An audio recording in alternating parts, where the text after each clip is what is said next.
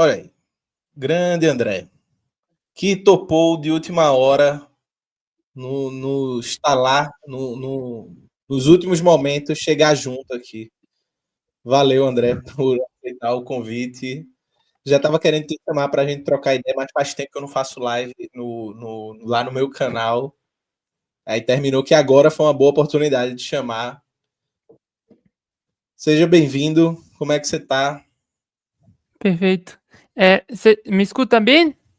Bien, Estou escutando desculpa, bem. eu tô morando no México desde janeiro, e aí, às vezes sai já o tempo inteiro falando espanhol, né? Às vezes sai um bien, um também, então já me perdoem aí o portunhol inconsciente, né? Mas eu que agradeço pelo convite, quase no frigir dos ovos, né? Mas enfim, fortuna, fortunadamente estou com esse tempo livre e, e é um prazer poder trocar ideia aqui e vir participar. Ah, bom, é isso. Eu coloquei meu Para nome quem não errado, sabe, tô deixa vendo eu aqui. colocar aqui na tela. Aqui no site da editora Machado, vou pegar o link e vou jogar no chat para vocês. Tá aqui à disposição o livro de André, A Luta que há nos Deuses da Teologia da Libertação à Extrema-Direita Evangélica. Tá aqui no site, né? Tem a descrição, tudo direitinho. Cheguem lá, tá aqui. Deixa eu colocar aqui o link no chat.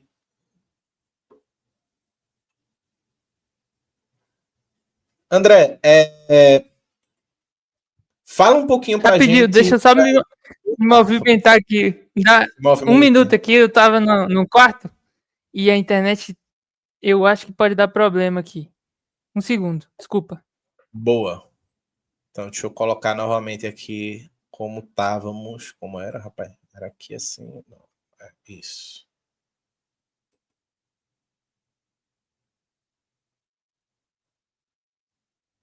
Pronto, já. Pronto. Desculpe. Cadê? André, fala um pouquinho pra gente do teu livro, das tuas motivações e do assunto que além de ser um assunto que sempre passa, né, o pessoal sempre pergunta sobre essa relação dos evangélicos, especialmente com a política, por conta do Uhum. contexto do Brasil hoje, né? Inclusive vi um texto recente que tu publicou, acho que foi na Jacobinho, alguma coisa assim, que foi um texto bem interessante, inclusive, sobre o documentário da Petra Costa, né? Sim, foi na Jacobin, sim. Jacobina, Isso. né? Agora querem a É. brasileira. Fala um pouquinho pra gente do teu livro, como foi essa pesquisa e quais são um pouco dos elementos que tu tentou trazer para esse debate. Bom, então, esse livro, ele é uma coleção de ensaios, né? Ele não tem nenhuma pretensão, vamos dizer assim, de ser uma obra conclusa. Na verdade, ele tenta fazer vamos dizer assim, tenta interpretar um arco histórico que estaria entre o surgimento do que se consolidou chamar Teologia da Libertação e que era, como a gente pode aprofundar mais isso, era um tipo de experiência religiosa, um tipo de imaginação religiosa, esse termo é importante, que mantinha uma relação entre religião e política, né? Portanto, quebrava um dos ditos dogmas modernos da tal separação em política que aqui na periferia do catolicismo sempre foi uma farsa, a igreja e a religião nunca tiveram separadas, mas existia ao menos no consenso político, quer dizer, uma coisa é você fazer político, uma coisa é você defender interesses políticos, outra coisa é você falar sobre religião, sobre transcendência, sobre experiência religiosa, quer dizer, a esquerda vamos dizer assim, uma das heranças que a razão moderna nos relegou, ou a tradição iluminista nos relegou, é a ideia de que a religião ela é uma obsolescência do passado e que ela, não só sendo do passado, ela na verdade é um tipo de irracionalidade que se organiza a partir da afirmação de verdades absolutas, né? Então, ela alguma coisa que tem que ver com ideologia no pior sentido da palavra, e que ela não mantém relação com a vida. Na verdade, isso é uma coisa que a gente escuta muito até hoje. A religião seria um tipo de ideologia que faz a gente pensar no depois da vida. Bom, o que surge espontaneamente, isso é importante, a teologia da libertação, ela não foi produzida, como dizem, o Olavo de Carvalho, ele tinha um ódio, assim, e os conservadores católicos têm um ódio muito grande, assim, com a teologia da libertação, porque se criou, em certo sentido, uma ideia, ou ao menos em alguma parcela da população, de que o catolicismo tem um pouco que ver com o movimento social. Hoje em dia, óbvio, essa coisa mudou um pouco, mas criou-se, e com razão, porque manteve relação, né? Então, muita gente não está inteirada nesses debates. Por exemplo, o nascimento do movimento dos trabalhadores sem terra, né? Ninguém vai dizer aqui que o movimento dos trabalhadores sem terra não é um movimento justo, que apesar dos pesares que a gente pode pensar do que aconteceu, especialmente depois do processo de institucionalização do petismo, segue sendo uma luta de centralidade incontornável histórica no Brasil. Bom, o movimento dos trabalhadores sem terra surge, e isso é documentado, revisado, você tem 1 milhão de teses, você tem livros clássicos. Ele surge de uma pastoral católica, uma pastoral do campo, no sul do Brasil. Bom, então, e aí, qual era a particularidade dessa coisa, né? A particularidade dessa coisa que a gente chama, de forma geral, de teologia da libertação, era que, ao mesmo tempo, você tinha o militante político, muitas vezes, inclusive, envolto no pensamento marxista, e você tinha o religioso. Isso não em pessoas separadas. Você tinha os dois, às vezes, no mesmo lugar e às vezes na mesma pessoa.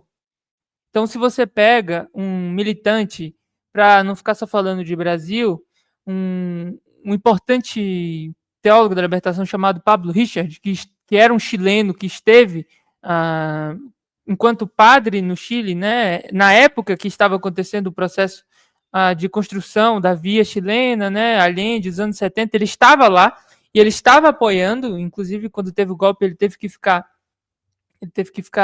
escondido vamos dizer assim, num subterrâneo de uma igreja durante 6 meses até conseguir fugir, porque o nome dele, a imagem dele estava assim, todos buscavam ele. E, bom, ele era um padre e ele era marxista.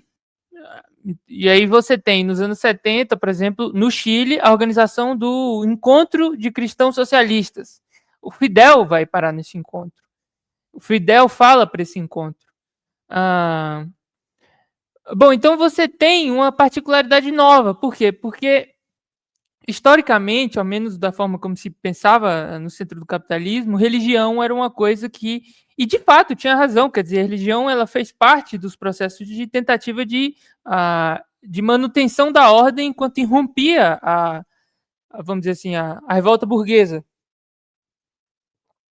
Ao mesmo tempo, ela continuou sendo, e apesar de todas as apostas de que ela iria acabar, ela continuou sendo uma coisa, especialmente aqui do nosso lado de cá, né?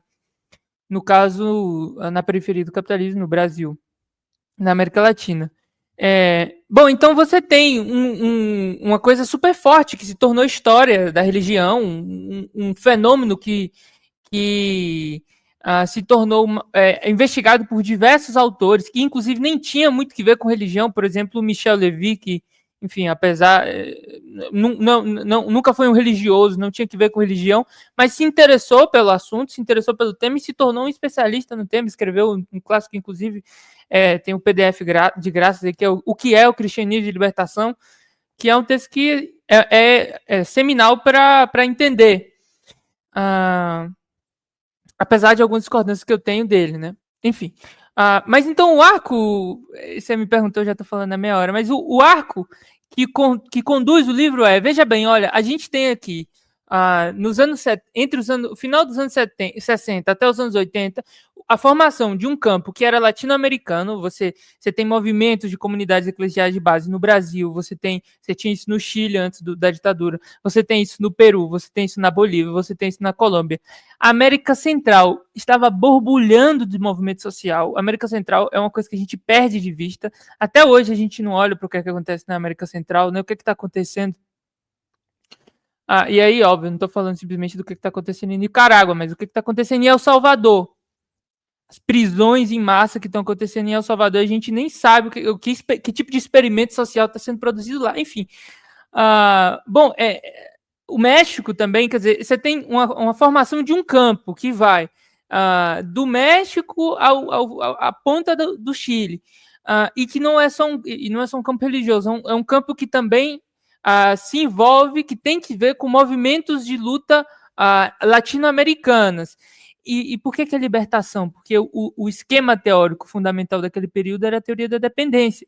Então, a saída para a situação de lástima que aqui a América Latina estava envolvida, a saída que era possível visualizar a partir do ferramental teórico da teoria da dependência era a revolução, e a revolução ia produzir a libertação dos vínculos de dependência colonial, imperialista, seja lá qual termo a gente queira utilizar, desse processo de extração de valor da periferia para o centro do capitalismo.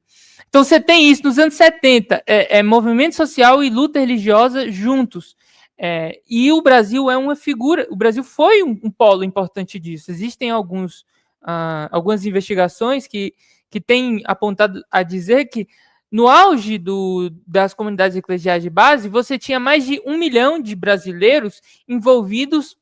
Assim, não é simplesmente 1 milhão de brasileiros que sabiam o que era, ou que tinham algum tipo de afinidade, ou que gostavam, mas eram 1 milhão de brasileiros que participavam ativamente das SEBs, assim, participavam de construir, de produzir.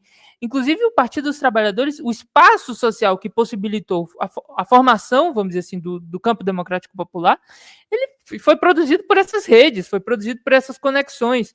O próprio Lula disse que nasceu dessas comunidades. Você tem uma série de lideranças do movimento petista que nasceu dentro desse ambiente. Quer dizer, você tem um campo de formação política nesse espaço, que era um espaço religioso.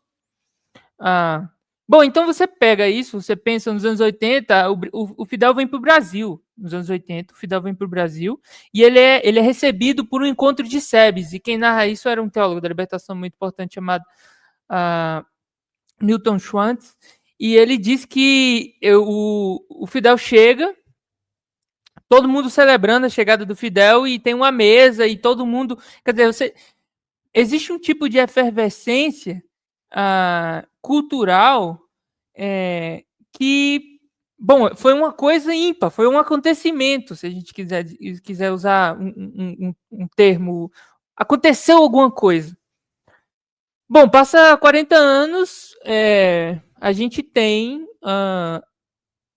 um movimento que ele é similar na sua estrutura, na sua forma, mas ele é oposto no seu conteúdo, por isso é difícil a sua aproximação. Quer dizer, quando eu coloco o subtítulo do texto da teologia da libertação à extrema-direita evangélica, eu estou fazendo não é simplesmente, disso passou para isso. Existe algum nível de comparação entre essas duas coisas. Óbvio que eu como um leitor e uma pessoa que rememora o que foi a teologia da libertação, porque eu nasci nos anos 2000 já, não sei muito bem como é que era essa coisa. O que eu conhecia foi a partir dos livros, mas eu conhecia essa coisa chamada evangelicalismo. Eu cresci nessa coisa que eram as igrejas evangélicas. Eu sei do que se trata disso. E bom, eu percebi que, essas coisas que eu estou lendo nesses livros que falam sobre teologia da libertação, essa coisa sobre a necessidade de defender um posicionamento político a partir daquilo que você entende religiosamente, eu estou vendo aqui, acontecendo agora, outra vez.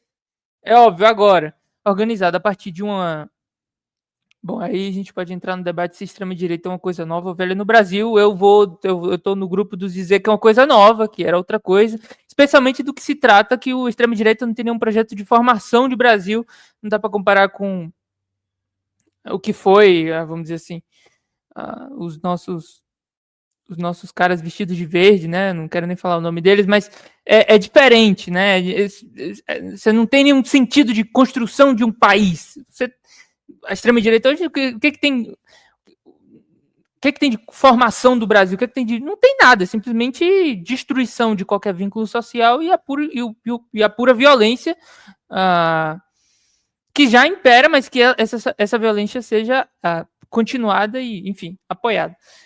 Bom, mas aí, então o livro ele tenta, esse é, vamos dizer assim, o arco histórico. Ao mesmo tempo, e eu quero ser rápido nisso, o livro tenta articular duas tradições teóricas. Né? Ele tenta articular uma tradição teórica que tem que ver com essa teologia da libertação, que, vamos dizer assim, poderia ser chamado de pensamento que tem que ver com um departamento que fica na Costa Rica, que foi fundado inclusive por um brasileiro, aquele Pablo Richard que eu disse, um brasileiro chamado Hugo Asman e um alemão que se radicou na América Latina na época do Allende, se radicou no Chile e todos tiveram que fugir quando teve o golpe e fugiram para Costa Rica. Por quê? Porque Costa Rica não tinha exército. E lá eles construíram um departamento de investigação chamado Departamento Ecumênico de Investigações. Eles produziram um material teórico que tem existe, vamos dizer assim, uma tradição de pensamento que tem que ver com esses caras, que eles fundam essa coisa, e a gente poderia, vamos dizer assim, sintetizar essa coisa do pensamento enquanto um discernimento dos deuses, ou seja, uma reflexão crítica que tenta entender as relações entre as imaginações religiosas, as produções de sentido transcendental e as dinâmicas políticas concretas que estão acontecendo efetivamente hoje. Quer dizer, existe uma relação entre aquilo que se crê e aquilo que se vive e aquilo que se luta politicamente. Bom, então isso seria um lado que me ajuda a pensar essas relações entre religião e política, e o livro cai tenta entrar dentro de outra tradição que o professor Paulo Arantes chama de tradição crítica brasileira, que teria que ver com algum tipo de reflexão que, vamos dizer, estaria com o Nabucco já, ainda no final do século XIX, passaria pelo Machado, passaria pelo Antônio Cândido, passaria pelo Roberto, ou seja, e é uma tradição que tem que ver com a tentativa de interpretar o que significa o Brasil, né? Uma tentativa de olhar para o Brasil e interpretar a partir dos seus próprios veios, das suas próprias formas, né? Bom, ele não concordaria com isso, mas eu acho que ele vamos dizer assim, o último grande pensador dessa tradição crítica brasileira, sobretudo porque ele fala, veja bem, essa tradição crítica brasileira que nos ajudou a pensar o Brasil, desde a sua transição entre colônia e nação, a partir da Revolução dos anos 30, essa tradição crítica que nos ajudou a interpretar o que foi o golpe militar, e essa tradição ela entrou em uma crise, ela não fala muito, ela não tem muito mais o que dizer. Por quê? Porque o processo de formação nacional, ou a ideia de uma formação nacional, ela perdeu o seu lastro histórico pelas próprias formas de organização do capitalismo depois da virada da reprodução produtiva dos anos 80. Bom, falei muito rápido, são muitas palavras fortes, mas o que essa tradição basicamente vai falar, veja bem, a gente construiu, desde que a gente se independentizou, a gente tem um certo tipo de ideologia de que o Brasil é uma coisa do futuro que se vai efetivar em algum momento. Então, seja a primeira ideologia que o Antônio Cândido vai falar aqui, era a ideologia de um país novo. Então, por que você pensa que a inteligência brasileira do final do século XIX pensava, por que o Brasil ele não é um país tão bom quanto o centro do capitalismo? Não, porque a gente é um país novo, a gente é um país que tem poucos anos. Depois, a partir dos anos 30, surgiu a consciência do subdesenvolvimento, vamos dizer assim. Né? Então, por que o Brasil ele está assim? Ele está assim porque ele ainda não se desenvolveu plenamente. Bom, a gente nos anos 80, nos anos 70, a gente vai ter uma consciência uma outra forma de interpretar esse subdesenvolvimento enquanto dependência. Então, a explicação agora, então a gente está assim porque a gente é um país dependente. Mas em todos os casos, essas formas de interpretação, elas pressupõem que existe um tipo de saída. Então, nós vamos produzir um país melhor.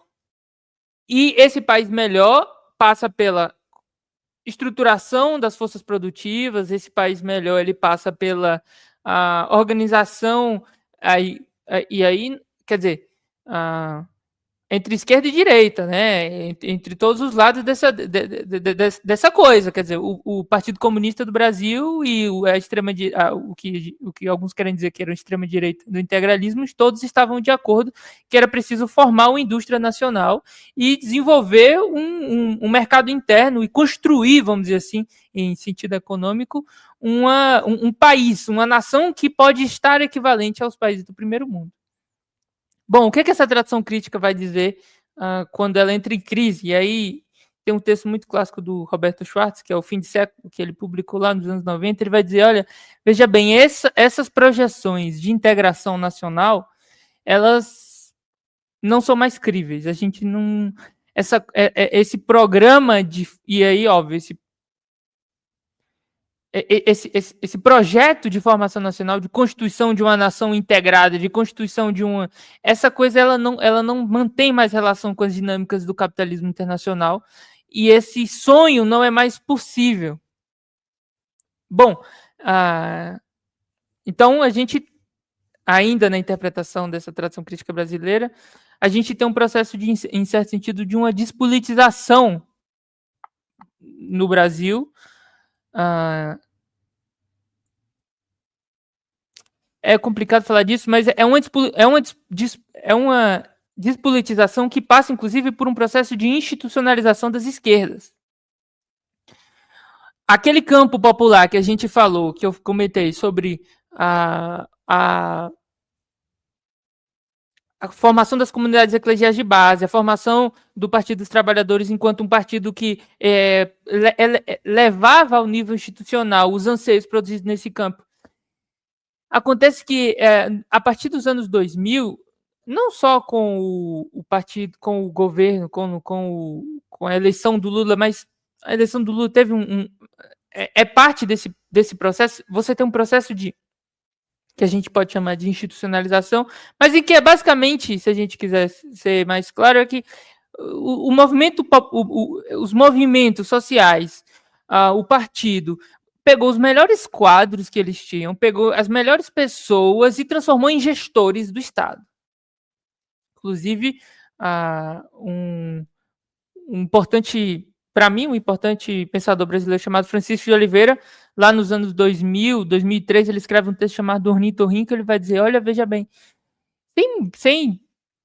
era uma hipótese que ele levantou na época, mas ele vai dizer, olha, existe uma nova classe no Brasil, e essa é a classe dos que estão trabalhando com os fundos de investimento. Essa classe está entre o PSDB e o PT. E ele era um cara que nasceu, teve parte da formação do PT, não é um antipetista, não é um cara de direita, um cara de esquerda que estava pensando no Brasil. Ele vai dizer, olha, a esquerda, ela, se tornou um programa de gestão. É óbvio, você vai falar, André, sério? Bom, a gente sabe disso. Bom, a gente sabe disso em 2023. A gente sabe disso em 2025. A gente já passou por muita coisa. Hoje a gente vê com certa naturalidade, entre aspas, Alckmin como vice. Mas você pensar que, se você volta para 2003 e você pensa, olha, o Alckmin um dia vai ser vice do Lula, isso era inacreditável. Impensável. É impensável. Era uma coisa fora, assim. Por quê? Porque no nível da disputa política partidária, eles eram inimigos ferozes, de xingar um ao outro. Bom, o Francisco de Oliveira e a sua capacidade crítica está nisso. Eles, no âmbito político, eles dizem que eles são inimigos, mas na prática mesmo, eles estão efetivando o mesmo programa de governo. Eles estão colocando em prática o mesmo processo de gestão que depois o Marildo Menegatti, outro importante pensador, vai chamar de gestão da barbárie. Quer dizer, você tem um processo de contenção de certas urgências, ao mesmo tempo em que você diz que está obedecendo essas urgências, mas você não está resolvendo nada no final das contas. Bom, e isso no auge, vamos dizer assim, do petismo, enquanto as bases é um termo complicado de se referir, mas o campo social de esquerda, acreditava que estava entrando no novo céu e na nova terra, que agora sim o Brasil ia ser formado, que agora sim a gente ia construir. Bom, enquanto essa coisa se formava, essa coisa chamada petismo, se consolidava e ao mesmo tempo desestruturava o mesmo Paulo Arantes, enfim, eu cito o Paulo Arantes a cada 3 segundos, mas ele vai escrever um texto muito interessante chamado Esquerda e Direita no Espelho das ONGs, né? Lá ainda no auge da coisa, 2004, 2005, e que a visão dele é basicamente essa. Olha, veja bem, existe esse certo antagonismo político, mas na prática o nosso programa de esquerda ele se tornou um tipo de gestão de fundos, e aí a gente vai tentar conseguir mais fundos. E é curioso, quando aconteceu o golpe em 2016, teve umas manifestações do pessoal da cultura, eu não sei se eu deveria falar, porque eu não lembro exatamente quais são as referências, mas uma galera da cultura que reivindicou depois do golpe que não ia sair dos escritórios, que não ia abandonar a pasta, que não ia deixar, e conseguiu ficar com a pasta da cultura, mas que a indignação, toda a revolta, tudo que envolveu o golpe de 2016, aquela virada de jogo na política brasileira, ela produzia uma indignação porque nós não vamos mais estar nos escritórios de Brasília. Então, e eu só estou citando esse caso que nem deveria citar porque eu não tenho exatamente a referência, mas em certo sentido você tem um certo mas assim, você tem um processo de institucionalização da esquerda brasileira e você tem você perde o que é a política, porque o que é a política? A política é a produção de amigo e inimigo. Bom, a política é a definição entre campos distintos que estão em oposição. E a disposição de lutar por esse campo que você participa. Óbvio, eu estou sendo simplista e definindo um termo muito complexo. Mas o jogo do petismo era exatamente falando sobre organizações sociais e pautas sociais, eles desestruturavam a luta popular que acontecia por trás disso, institucionalizando os movimentos. E aí você tem o deserto de ideias que a gente entrou na esquerda brasileira e bum, a gente estava primeiro com o golpe de 2016, mas a gente nem esperava, a gente achou que ia ser um bom dia, mas foi um baque que acertou em cheio em 2018, e alguma coisa nova entrou em cena, e essa coisa nova que entrou em cena, ela falava de Deus. Essa coisa nova que entrava em cena, ela falava que ela estava fazendo um plano de Deus para o Brasil. Essa coisa nova que entrava em cena, ela tinha pastores do lado. Essa coisa nova que entrou em cena, que é a extrema-direita, ela não tinha nenhum problema em dizer que ela era religiosa e que ela defendia um país cristão. Essa coisa a gente olhou e a gente ficou super assustado. Eu também fiquei lá em 2018 e sem entender muito bem o que tinha acontecido. Bom, se formou, nas palavras ainda desse professor, Paulo Arantes, você tem uma retomada da política no Brasil nas mãos da extrema-direita. Então, se o Programa Democrático Popular passa por um processo de despolitização da sociedade brasileira, o surgimento desse campo de extrema-direita, ele passa pela repolitização, pela formação de amigos e inimigos, pela constituição de um inimigo comum, pela construção e pelo um projeto a ser buscado. É um projeto que não é muito certo, a gente não sabe muito bem o que é, mas é um projeto em que você não precisa ter argumentações, você não precisa ter um plano de Brasil efetivo, um plano... não é isso, mas é um projeto que passa pelos afetos, pelas formas de imaginar a realidade. É um projeto que passa pela experiência religiosa das pessoas. Bom, então, entre essas duas tradições críticas, eu tento pensar o que foi esse trajeto que levou o Brasil de um país que tinha uma organização, uma experiência popular pujante que direcionava para a esquerda, e você passa 40 anos, você tem uma mobilização popular de extrema direita que é organizada pelas redes redes de relação, e relação eu não digo só rede social, mas eu digo rede de conexão de pessoas, de amizades, de afetos que foram produzidas dentro de igrejas. Então, como entender essa passagem? Eu também não tenho nenhuma resposta definitiva de dizer, essa é a nossa saída. Inclusive, alguma coisa que eu recebi de crítica, né? Você o seu livro você termina, você fica triste, né? Bom, a tristeza também é um afeto importante para gerar revolta, mas eu não acho que nenhum tipo de saída ele possa ser escrito por qualquer livro, né? Então eu não tenho nenhuma pretensão do alto da minha especulação escrita, eu diga, esse é o caminho que nós vamos trilhar rumo a não sei o quê. Eu não sei, né? Se esse caminho ele pode ser construído, eu acredito que pode ser construído, ele deve ser construído pelos vínculos políticos, né? Pela formação de relações políticas. E uma coisa que é muito importante é relação de hombridade, não de ombro, mas não de homem, mas de ombro, de estar um ao lado do outro e ter a disposição de uma coisa que os teólogos da libertação falavam é que a política tem que ver com a disposição de dar um passo em que você coloca em risco a sua própria vida, um passo em que você é um ato que direciona para algum caminho, mas ele também é uma coisa que te coloca em um novo lugar e, portanto, você entra em perigo. Bom, a reconstrução de algum tipo de programa de esquerda no Brasil, ele passa por formação desses laços. Enfim, eu falei demais. Não, importantíssimo. Até para tu falar do pessoal conhecer o teu livro. Eu vi, inclusive, que tu postou, né? Eu não sei se eu assisti o lançamento que tu fez na Tapera Taperá, que estava lá no YouTube, bem legal. Eu vi que o Paulo Arantes postou lá que ele chamou do jovem, né? Jovem. Muito bom. Ó,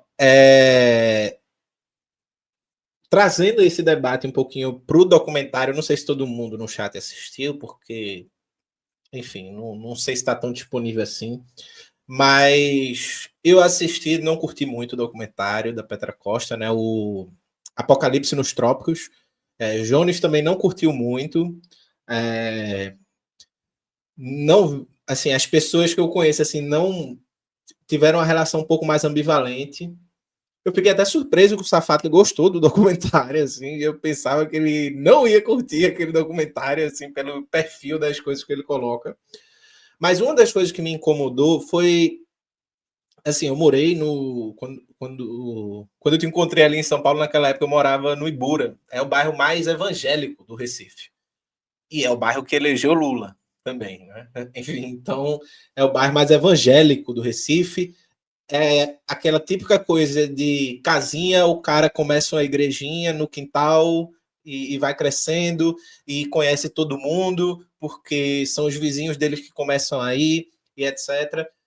E sim, nas igrejas maiores tem uma coisa política também, chegou isso, mas não é só isso. As pessoas evangélicas com que eu convivi, elas eram de bom trato. Às vezes o mundo progressista, né, as pessoas do campo progressista e até dentro do campo comunista, tem uma visão que eu acho que é muito do que a Petra Costa reproduz, uma visão em que coloca excessivamente o problema da política brasileira dentro do campo evangélico, né?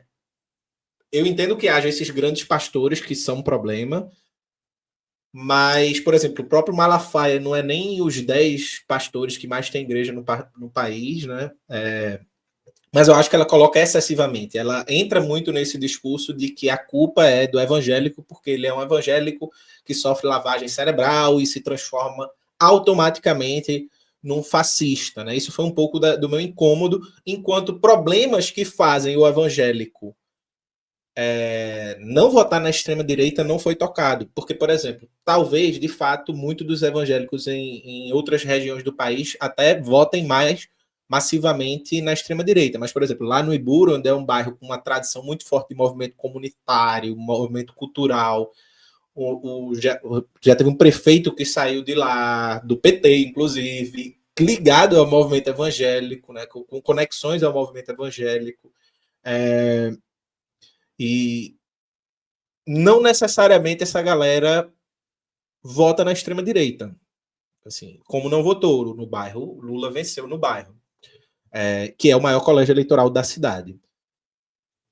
Tu fez um texto que saiu na Jacobina aqui, também colocando críticas ao filme. Jones fez uma fala, eu acho, em algum podcast, colocando críticas ao filme da Petra Costa, para ele nesse sentido de que o problema não está nos evangélicos, o problema está nessa falta de horizonte político que paira sobre o Brasil.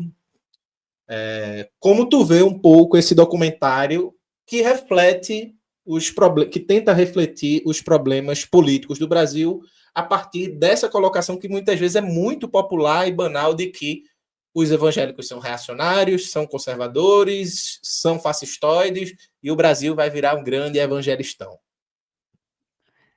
É o medo da teocracia, né? O Brasil vai virar a Síria, né? Bom, então, eu escrevi o texto junto com mais dois amigos, se chamam João Marcos Duarte e o Jaider Roger. A gente escreveu para Jacobina. A gente vai estar publicando um livro agora, em novembro para dezembro, na Jacobina, sobre evangélicos. É uma coletânea de textos com diversos jovens pesquisadores, chamado Apocalipse na Acepção Brasileira do Termo. A gente tenta fazer um tipo de interpretação do que é a construção do campo evangélico, né? E aí eu posso entrar depois ainda nesse comentário sobre o que é o campo evangélico, porque isso importa. Mas, de fato, uma coisa que a gente tentou organizar nesse texto era que bom, o filme não é sobre os evangélicos, o filme é sobre a visão da Petra Costa sobre os evangélicos. Você tem um ponto de vista específico muito claro, e é um ponto de vista que reflete a forma como a elite intelectual brasileira olha para essa coisa. Ele olha para essa coisa, e aí a gente pode... Que coisa é essa, né, André? Esse mundo evangélico, esse campo evangélico, que é um campo que passa por diversas instituições, diversas organizações, diversas lideranças. Não tem ninguém que se assemelha a um papa. Você tem gente mais midiática, por exemplo, o Malafaia é um cara midiático, é um cara que teve relevância nos anos 2000, hoje mais pela influência política do que pela relevância como pastor de fato, mas nos anos 2000 foi sim uma figura importante. Conseguiu surfar na virada tecnológica dos DVDs, quando os DVDs começaram a se tornar uma coisa mais comprável no Brasil. Ele vendeu muito DVD. Então, não é nada incomum você chegar na casa de alguém que era evangélico já nos anos 2000 e você ter um DVDzinho, um livrinho do Silas Malafaia. Mas quer dizer, o que é essa elite intelectual brasileira?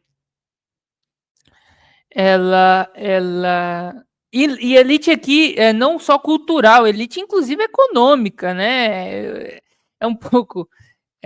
não é uma grande crítica, né? Quer dizer, mas a Petra Costa é herdeira de um império bilionário de construtoras. A gente não está falando de um ponto de vista, vamos dizer assim, de alguém que conseguiu um financiamento ali do Estado e fez um filme. Bom, mas sem querer entrar nessa coisa simplesmente da Petra Costa, mas o filme ele reflete um ponto de vista que é basicamente, eu acho que tem duas coisas. Primeiro é esse ponto de vista, Então é o ponto de vista de alguém que viu a coisa de fora. Inclusive, ela narra como ela foi se aproximando desse movimento, né? Quando ela está gravando o Democracia em Vertigem, e ela encontra o Cabo Daciolo, e o Cabo Daciolo está lá orando com várias mulheres, e ele está orando pelo Congresso, e ele dá uma Bíblia de presente para Petra Costa, né? Bom, esse é o começo do filme, né? Para quem não assistiu, a gente está falando do Apocalipse nos Trópicos. E aí o filme desenrola em diversas interpretações, mas ela trata como figura central ali o Silas Malafaia. Eu acho que tem duas coisas. Primeiro, essa ideia de quem vê de fora e quem acha que o pastor ele é um grande mandatário, ele é um cara que de cima, ele manda e as pessoas obedecem como tontas. Isso reflete tanto uma visão inicial, uma primeira, vamos dizer assim, uma primeira olhada, uma primeira mirada, porque você chega na igreja e o que você vê é normalmente um espaço com muitas cadeiras, muitos bancos direcionados para um lugar onde um pastor vai organizar o culto. Então, vamos dizer assim, de um ponto de vista fenomenológico, é natural que você olhe, então quem manda nessa coisa aqui é aquele cara lá. Mas é não conhecer o objeto, é não conhecer aquela coisa. E isso se reflete na estrutura do filme, né? Muita gente ficou criticando o filme porque ele não explica tudo, porque ele não conta cada detalhe sobre a história dos evangélicos do Brasil. Bom, é um filme, não é um documento, não é uma tese de doutorado de sociologia da religião, não é um livro de introdução aos evangélicos, é um filme, é uma expressão artística, então deve ser analisado enquanto uma expressão artística que tem uma certa autonomia em relação a todas essas explicações. Agora, o que se deve buscar dentro de uma obra de arte é o seu nexo interno, como aquilo se organiza, como aquilo e obviamente como isso se organiza dentro do contexto, e a pessoa e a figura que produziu esse filme é a Petra Costa. Então, no filme só tem dois momentos onde o filme, o narrador, o filme tem diversas imagens, né? Você tem imagens que são gravações de celular, você tem imagens que são recortes de jornal, você tem imagens que são gravadas pela câmera da Petra. E o que faz, o que amarra essas imagens é a narração. Então, a narração no filme, como muita gente inclusive ficou reclamando que a voz da Petra era muito difícil de escutar, porque você cansa uma hora, é quase sofrido, né? E existe uma mudança entre o filme dela de Democracia em Vertigem e esse filme, a voz dela é mais sofrida ainda.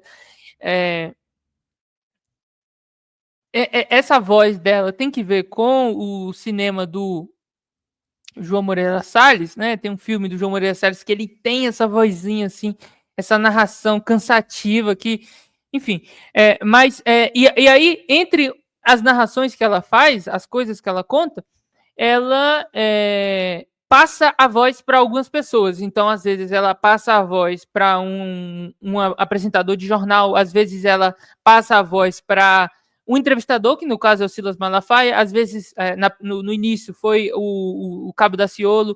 Então, na narrativa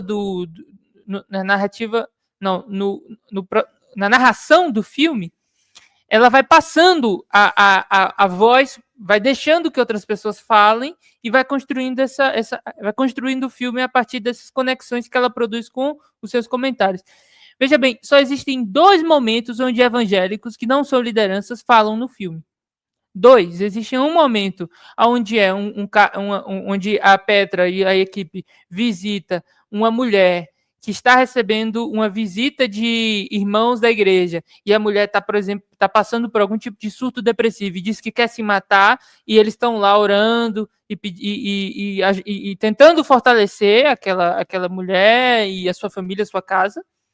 Passa uma hora, ela volta para falar com algum tipo de evangélico, e são duas mulheres, né? Duas mulheres que claramente vivem em periferias, a gente não sabe de que cidade, mas são mulheres periféricas, racializadas. E aí ela volta, e aí quando é que alguma outra pessoa que não é liderança evangélica pode falar, que a Petra deixa falar, quando está falando sobre fake news. Então ela volta e a moça fala que não vai votar no Lula porque saiu uma notícia de que porque ela achava que ele era da Umbanda, que ele tinha feito não sei o quê, e ela não votava em quem era da Umbanda, então ela ia votar no Bolsonaro porque o Bolsonaro é cristão. Então aí bom, tá explicado, né? E aí é isso. Então o que são os evangélicos no ponto de vista do filme da Petra Costa? Eles são gente sofrida, que não tem saída, que está passando por dificuldade, e gente burra, tonta, que acredita em fake news de internet. Né? E quem é o grande articulador é o pastor. Então, a voz, o tempo do filme, ela deixa no Silas Malafaia. E o Silas Malafaia seduz ela. Porque o Silas Malafaia é um gênio da oratória. Ele fala e ele fala o que ela quer escutar. Ele fala que é ele que manda, ele fala que ele tem que usar a religião na política, ele é meio bruto, né? Tem aquela cena do carro, que ele tá passando no carro e vem o cara de moto e dá uma buzinada, ele reclama e diz que o segurança vai se ver com ele e tal. Então, o Silas constrói tudo o que ela queria. Ele dá de bandeja assim para ela, olha, então é ele que manda em tudo, ele diz que controla tudo, ele é bruto, ele diz que a religião tem que governar a política. Então pronto, então vamos deixar ele falar, porque ele reproduz todas as minhas ignorâncias sobre essa mesma coisa, né? Mas se a gente olha para pesquisas, e aí não vou nem apelar para vá na igreja e veja. Não, vamos apelar para as pesquisas de religião. Cara, a gente vê que... Ou então, se a gente quiser apelar para a experiência também, você quiser fazer uma experiência de campo e fingir que não é um esquerdista comunista e ir na igreja e entrar e participar e entender como funciona, você percebe que o pastor, cara, ele é um cara que ele tá trabalhando entre uma série de desejos, de intuitos, que cada pessoa dentro da igreja pensa uma coisa um pouco diferente. Cara, eu estava conversando com um amigo pesquisador chamado Samuel Araújo, e ele está fazendo um doutorado sobre sexualidade pastoral, um tema espinhoso. A vida sexual dos pastores, né? Super interessante. E ele fala, e ele está tentando pensar o que é essa figura do pastor hoje no Brasil, o que ela representa. E a gente estava conversando sobre o que é construir um sermão, o que é pregar hoje na igreja evangélica. Bom, pregar é você falar de algum texto bíblico. Você tem formas de pregação diferentes, né? Mas, de modo geral, você tem algum tipo de referência bíblica, mas você tem algum tipo de mensagem. Algum tipo de mensagem que vai representar algo na vida daquelas pessoas que estão te escutando. Mas ele não escolhe que mensagem falar e o que falar de modo aleatório. Existe um processo de interdependência entre o pastor e o crente. O pastor não fala simplesmente o que der na cabeça dele, ele fala o que ele acha que ele vai, ele também fala aquilo que ele acha que vão gostar de escutar. E aí gostar de escutar não é simplesmente falar, você é uma pessoa maravilhosa, você é uma pessoa ruim, você é uma pessoa boa, Deus vai te abençoar. Não é só isso. Mas é, inclusive, falar coisas de repreensão, coisas de dizer, vocês estão errados nisso, vocês estão errados naquilo. Mas existe, o que eu quero dizer com isso, é que o pastor, ele não é ele não é o cara que manda ali e está resolvido. Existem conflitos de interesse, inclusive, existem dinâmicas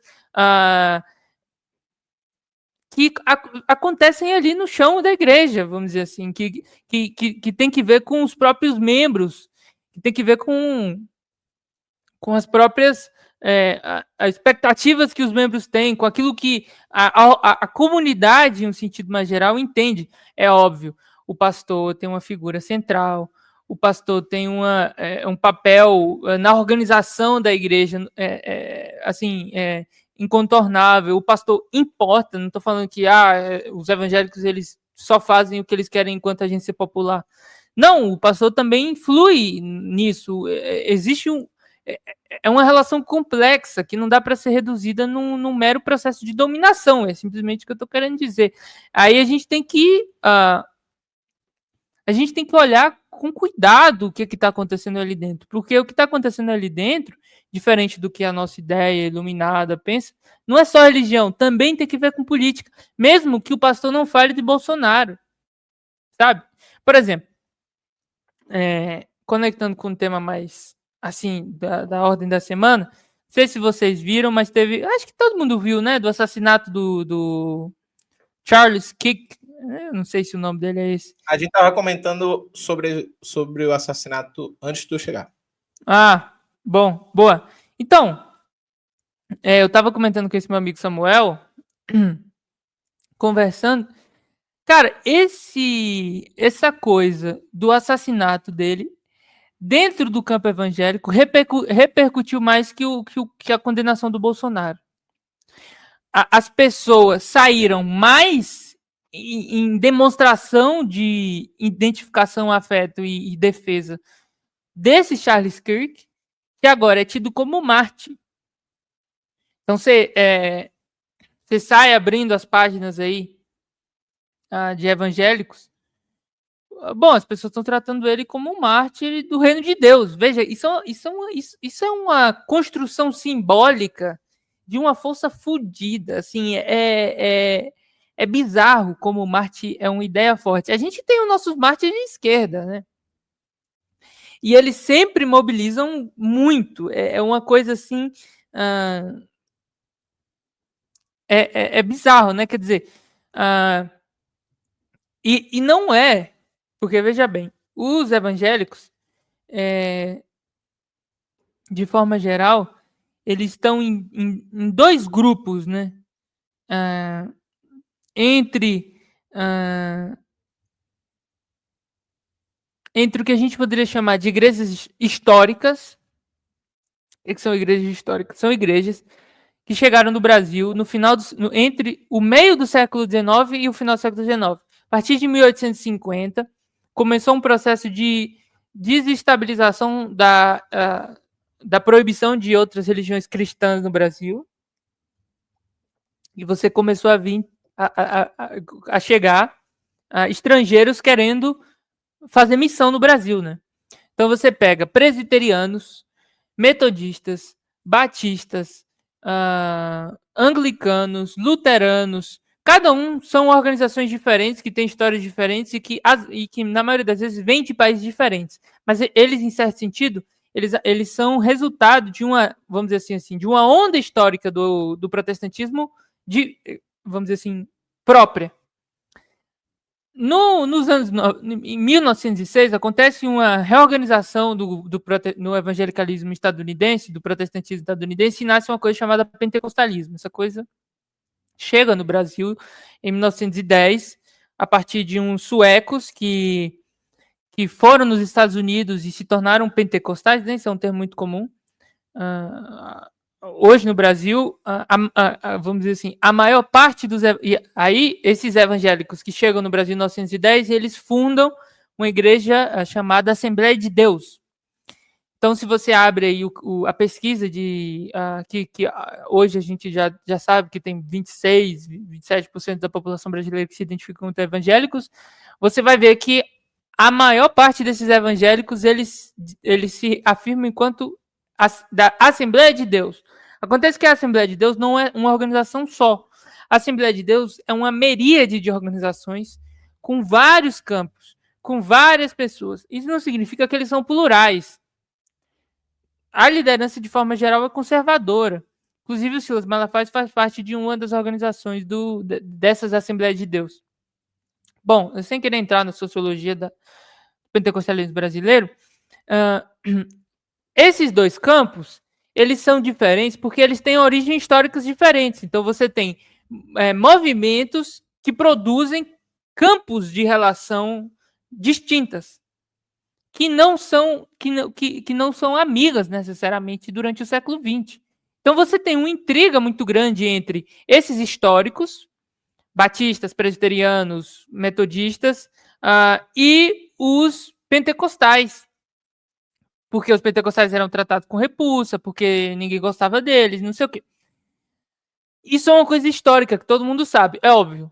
todo mundo seguia sendo hostilizado pela Igreja Católica, que não tratava ninguém bem, né? A Igreja Católica só respeitava ela mesma.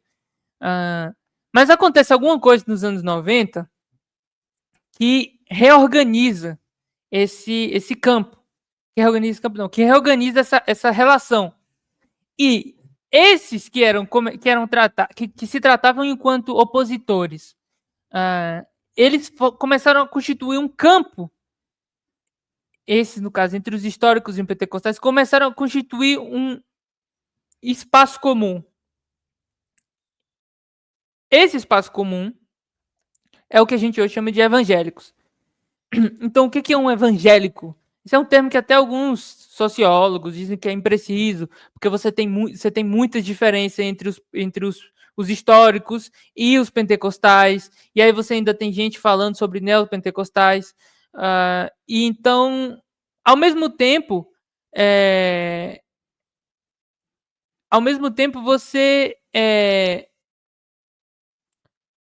a gente começa a perceber, e essa é a tese central do livro que vai sair no final do ano, o Apocalipse na acepção brasileira do termo, a partir dos anos 90, lembrando o diagnóstico da tradição crítica brasileira, né?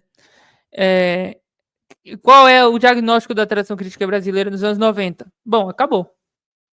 Essa coisa de construir um Brasil, desenvolvimento nacional e tal,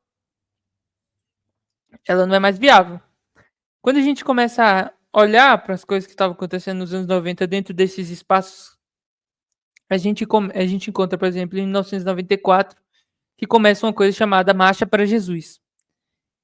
Bom, isso começa no Sudeste e se espalha. Isso hoje em dia acontece em cada requinto. Às vezes tem outro nome. Às vezes, por exemplo, na minha cidade do Brasil, no interior da Bahia, se chama Caminhada da Paz. Mas é a mesma coisa. Porque agora é outra organização que faz, então ela dá outro nome que tem que ver com a própria liderança. Tem uma pesquisa super interessante de doutorado que analisa essa coisa das marchas para Jesus, e ela vai falar que essas marchas para Jesus ela tem uma importância fundamental, porque na Marcha para Jesus, os evangélicos se constituem enquanto um campo político. E eles estão tomando as cidades, e eles estão juntos. Quer dizer, você tem a formação de um espaço comum que tem que ver com uma... E por que é a Marcha para Jesus? É uma marcha que está anunciando uma renovação do Brasil. É uma marcha que está anunciando uma transformação do Brasil. Outro evento que é interessante anos 2000, virada dos anos 2000, acontece no Maracanã, um evento chamado Canta Brasil 500. E o que canta? O que eles cantam nesse evento?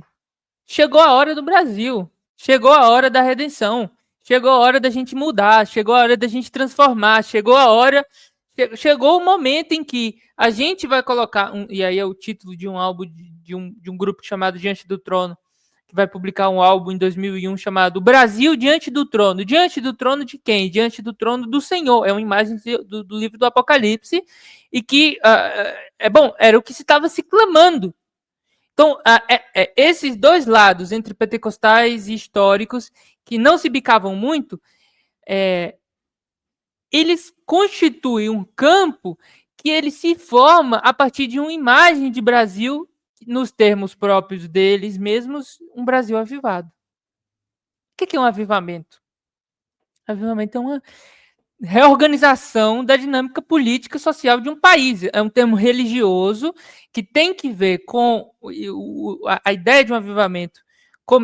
Nasce a partir de 1734, de um cara chamado Jonathan Edwards, em Northampton, nos Estados Unidos. Ele narra que aconteceu um processo de conversão em massa, as pessoas começaram a se converter, as pessoas e é uma conversão que ela desenvolve uma reorganização dos laços sociais. Um sociólogo que pensou essa coisa dos avivamentos nos Estados Unidos, ele vai falar que esses processos de avivamento na história americana, ele está relacionado a momentos de ruptura, a momentos de transformação, a momentos de mudança, e esse avivamento, vamos dizer assim, ele oferece uma rede de sentidos que organiza essa vida depois dessa transformação, vamos dizer assim, depois dessa nova realidade, depois que essa mudança aconteceu. O mesmo palavreado que estava sendo cantado, que estava sendo narrado, que estava sendo pregado por esses evangélicos de 2003, é o que está na boca de Michele Bolsonaro em 2022, quando ela está defendendo a candidatura do esposo. É a mesma, inclusive são as mesmas palavras. Então você tem uma rede, você tem uma rede de símbolos, uma rede de uma gramática comum que constrói e que começa a participar da vida política dos brasileiros e que aponta para uma transformação nacional. Bom, aí você tem quando você surge com a extrema direita indo de encontro aos petistas e não sei o quê, as coisas casam, assim, é meio com chupeta, se juntam. Então, bom, aí quando a gente joga nesses termos, fica muito mais complexo. Inclusive, se a gente quiser ver algum tipo de chance de produzir algum tipo de mudança interna ao campo evangélico brasileiro. Mas aí eu volto para aquela coisa. Eu acho que qualquer tipo de saída ela tem que ser eminentemente prática e derivações teóricas elas não vão resolver muita coisa. Mas e voltando com aquilo que eu comecei, quer dizer, o assassinato do Charles, eu não sei se é Charles, mas eu sei que é Kirk, o último nome dele. Charles Kirk. É Charles, né? Ele ressoa mais com esse campo evangélico, porque esse campo ele tem uma certa autonomia em relação à política. Então, é óbvio que pastores falam de política, isso tá, não tem como negar isso, mas ele tem também uma autonomia que é própria da experiência religiosa. Quando Charles Kirk é interpretado enquanto Marte, isso mobiliza, dentro da própria imaginação religiosa evangélica, uma imagem que assim, ela é central na tradição cristã. Os mártires, eles são imagens centrais da tradição cristã, que é basicamente o que é um mártir? Um mártir é uma pessoa que está defendendo a verdade, e porque ela está defendendo a verdade, as forças do inimigo tentam abater essa verdade. Então a pessoa morre, mas na verdade continua. Continua em quem? Continua nos outros que seguem vivos. E isso é um núcleo, inclusive, do texto bíblico do Apocalipse. André, uma vez eu estava vendo uma palestra de Butler com Angela Davis e perguntado sobre, a gente vive num mundo muito difícil porque você milita se você vai morrer e acabou, né? Melhor tu se concentrar na tua vidinha, leva ali, tenta melhorar e vai-se embora. E Angela Davis diz algo que me lembrou isso que tu falou, que ela disse assim, mas eu não milito porque eu sou eu. Eu milito porque quando eu morrer, alguém continua o que eu fiz. Né? Existe, inclusive, a tradição Adorno e tal, entende que há um elemento teológico na política, mesmo quando você acha que você é completamente materialista, não sei o que, esse tipo de coisa, né? Sim. Não, total. Ninguém nega que o Benjamin era um crítico materialista de primeira ordem. Mas existia quer dizer, o interesse do Benjamin pelo Messias não era um interesse simplesmente metafísico teológico, era um interesse que que tinha que ver com aquilo que ele vivenciava, que tinha que ver com o que na época se vivia enquanto uma expectativa iminente de uma revolução. E essa fala da Angela Davis, ela ressoa inclusive com um texto de um teólogo que para mim é muito relevante nesse sentido dessa coisa do discernimento dos deuses, de tentar interpretar as relações entre religião e política dentro da religião, né? Não simplesmente falar, olha, o Silas Malafaia, ele é um pastor evangélico e ele defende Bolsonaro, por isso os evangélicos são de direita. Não, mas é olhar dentro da própria experiência, das próprias imaginações religiosas, né? Das próprias formulações de sentido que é próprio do religioso.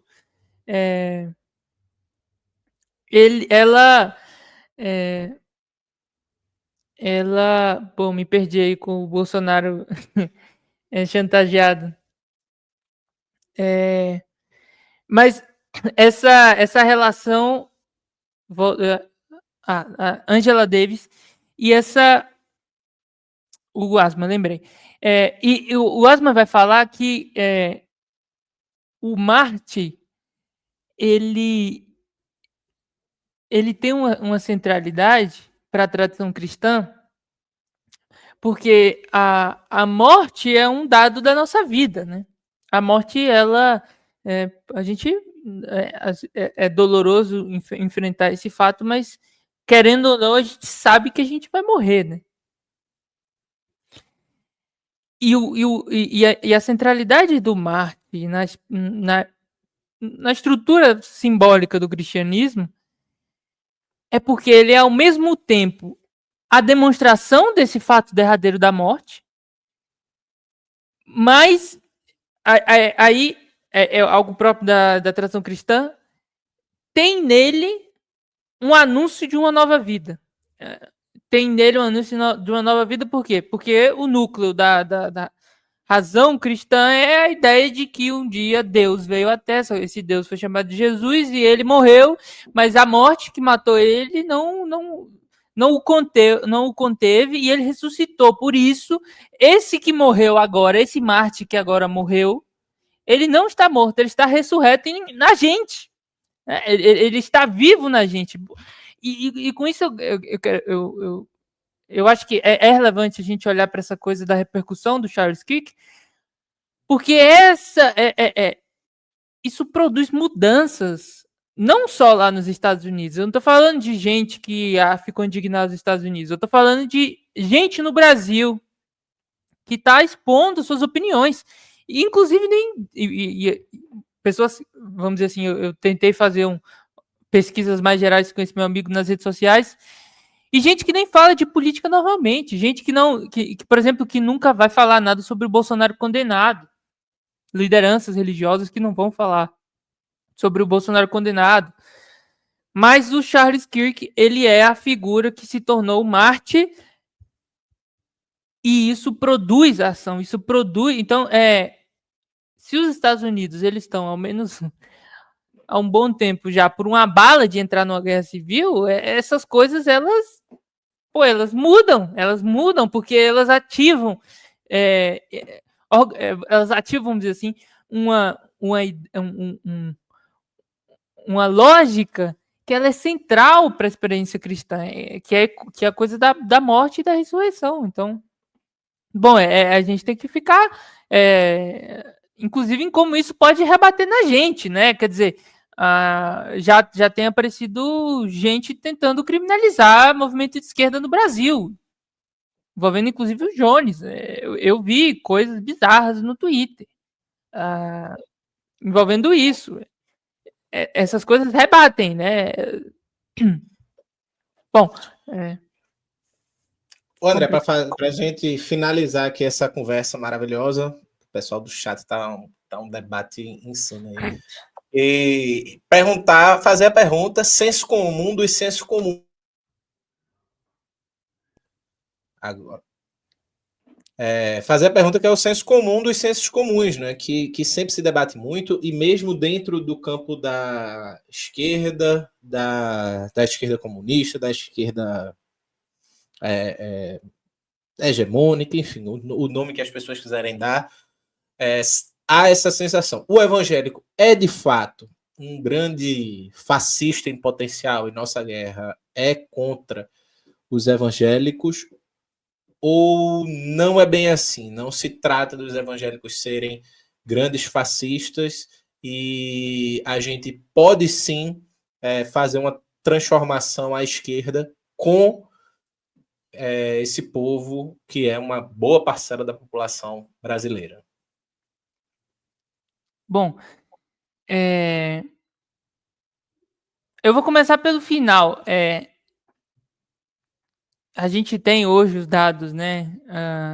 Os evangélicos são 20 e tantos por cento, 30% da população, é o que se fala, né? Mas isso essa afirmação quantitativa, ela é muito complicada de ser levada a sério até as últimas consequências, em achar que somente essas pessoas estão sendo influenciadas por esse campo, por esse mundo, por esse universo evangélico. Se a gente olha, de modo geral, especialmente nas periferias brasileiras, você tem uma infiltração da linguagem, da organização de sentido, da imaginação religiosa, das formas de entender e compor a vida evangélica, que assim, é incontornável. Não existe nada metafisicamente que defina o evangélico enquanto alguém de direita e um fascistoide. Só você pegar os movimentos de luta, especialmente nas cidades. Você pega como tá, quem faz a base do MTST. Inclusive, existem pesquisas sobre isso, em Minas, em São Paulo, nas grandes cidades. O Caio Marçal, ele fez uma pesquisa sobre os evangélicos no MTST de Minas Gerais. E são gente que está na militância, que está na luta, que são evangélicos, e uma coisa não muda com a outra. Né? Uma coisa, quer dizer, é possível, obviamente, não existe nada que impeça que dentro da estrutura de sentido do evangelicalismo se produza um horizonte à esquerda. É óbvio que isso é possível. Ao mesmo tempo, quando você me pergunta, os evangélicos são fascistoides? Aí eu teria que voltar a pergunta, mas fascistoide a partir de que definição de fascistoide, né? É porque se você olha para o fascismo enquanto um dispositivo que tem que ver com a psicologia de massas, que tem uma relação entre uma liderança que apresenta uma imagem de eu e uma massa, vamos dizer assim, e um povo que se identifica com essa imagem, que participa desse grupo. Se você olha para isso e você identifica fascismo nisso, talvez tenha algum tipo de relação, né? Mas não. Eu acho que tem muito mais que ver com as formas organizativas de sobrevivência hoje no mundo. As pessoas seguem se organizando para sobreviver.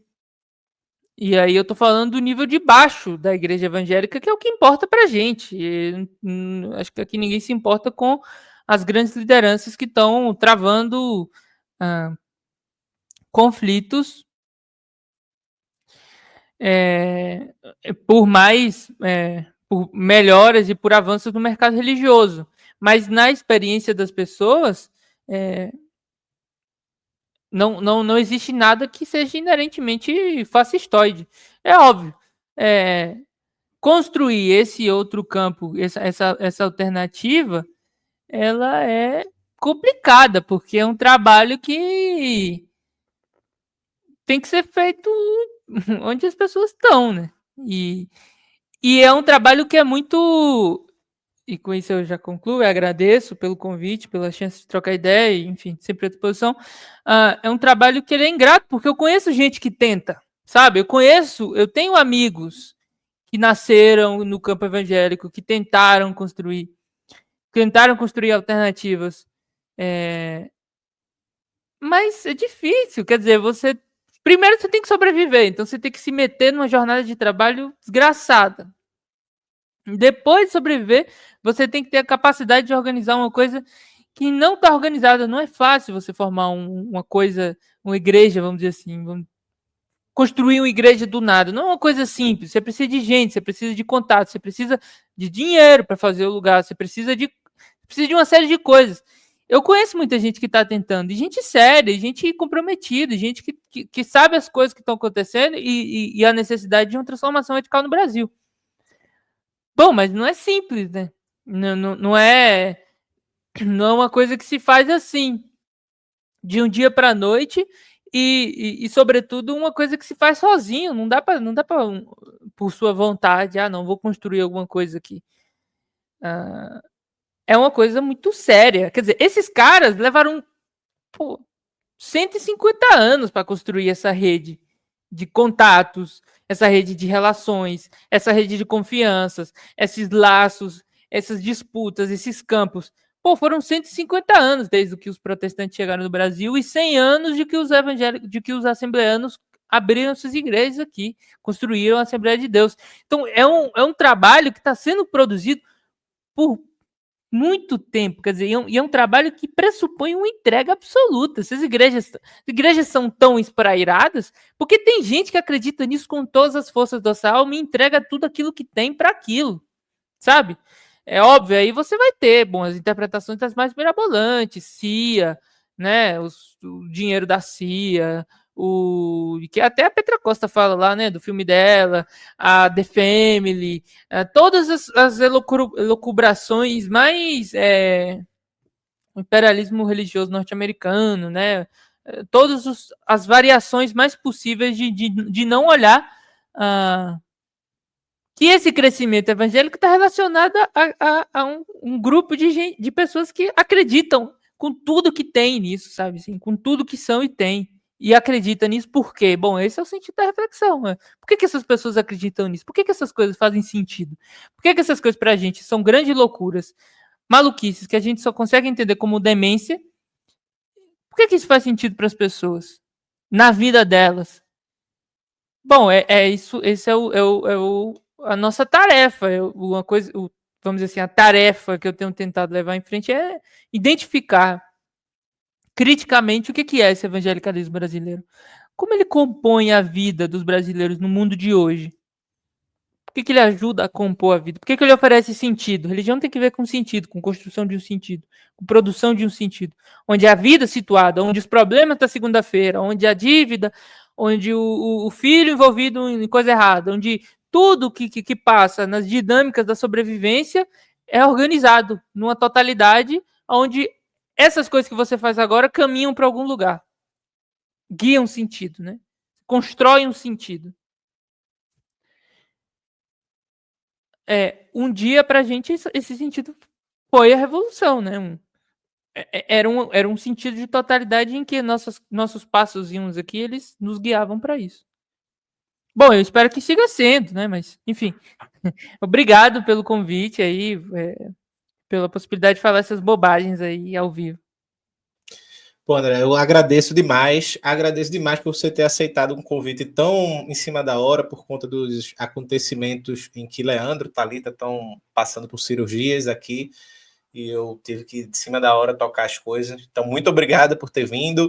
Deixa eu colocar mais uma vez aqui o site da Editora Machado, onde está o livro de André à venda.